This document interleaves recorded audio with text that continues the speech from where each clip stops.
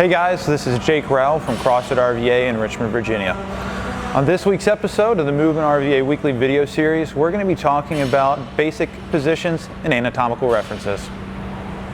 Working with athletes every day, we as instructors sometimes forget that new or even established members might not understand some of the terms and cues that we use on a regular basis. This video is going to help us explain those in a little more detail so that we all are on the same page as we're getting started with instruction. First one we're going to be talking about is your back. So if Brandon faces the other way, we're going to first look at the thoracic spine. This is going to be going from the base of your neck down to about mid-back. Now when we most often talk about your thoracic spine, we're looking at how an immobile spine or a spine that lacks movement through that region is going to affect things like your overhead positions or your Olympic lifts. The lumbar spine extends from the middle of your back down to the base of your spine, or immediately below the thoracic spine. When we're talking about this, we're most often concerned with maintaining a great position as a safety concern in pulling movements, squats, or Olympic lifts. It's very common for your instructor to talk about maintaining a neutral spine. When you're standing with correct posture, that's a neutral spine. We're looking for a slight S curve of your back, curving out through the thoracic spine and in at the lumbar spine. This is a position in which your back can most safely assume a large amount of weight.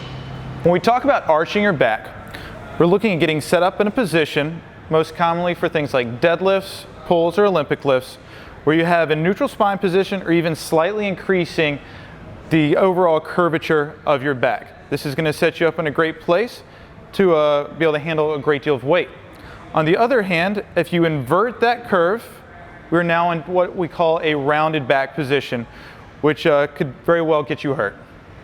Quite often when we're talking about setting up your upper back position, we're going to instruct athletes to either pinch their shoulder blades together or pull their shoulders back. To show this position, if I was to put my hand in the middle of Brandon's back and have him pinch my hand as hard as he could, this is what we would call that shoulders back or that pinch shoulder blade position. On the other hand, what a lot of athletes do is actually pull their shoulders up to the ears or shrug, which is most often not what we're trying to describe. Routinely, when instructing gymnastics movements, we have our athletes get into what we call a hollow position. Now, if you're laying flat on the floor, you're not going to be in a hollow position. You're going to have the neutral spine that we quite often talk about. So we have a slight gap between his lower back and the floor in that S curve that we saw in the neutral spine position. To get into a hollow position, Brandon's going to think about pulling his rib cage down, tightening his abs, pulling his lower back down towards the floor, and tightening up his glutes as well as his quads. In this position, he has a very shallow C curve through his entire body rather than seeing that relaxed, go ahead and drop, that relaxed neutral spine position and the S curve that we saw at the beginning. While we often do that hollow position on the floor for drills, you're more commonly going to see it either hanging from a bar or inverted in a handstand position. So I'm going to have Brandon go ahead and hop on the bar. He's going to start off just hanging. You can see that big arch to his lower back, everything's sort of relaxed. So now he's going to slowly get into his hollow position, tightening up those abs, bringing that rib cage down, turning on his quads or flexing his quads and bringing his feet slightly forward. So he has this big shallow curve to his entire body. When describing movement standards, we often talk about reaching full extension.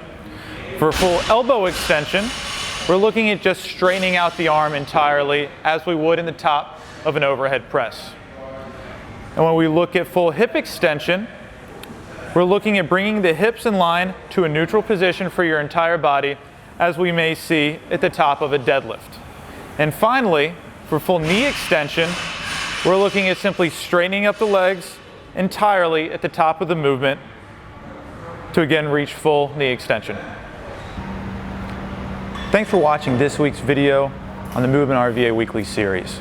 We hope that this video helped improve communication with your instructor so you can get the most out of your training. Make sure you're the first to know about next week's video. Just subscribe to us down in the description.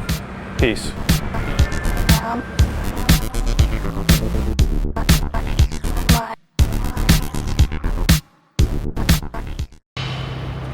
This is a strange work environment.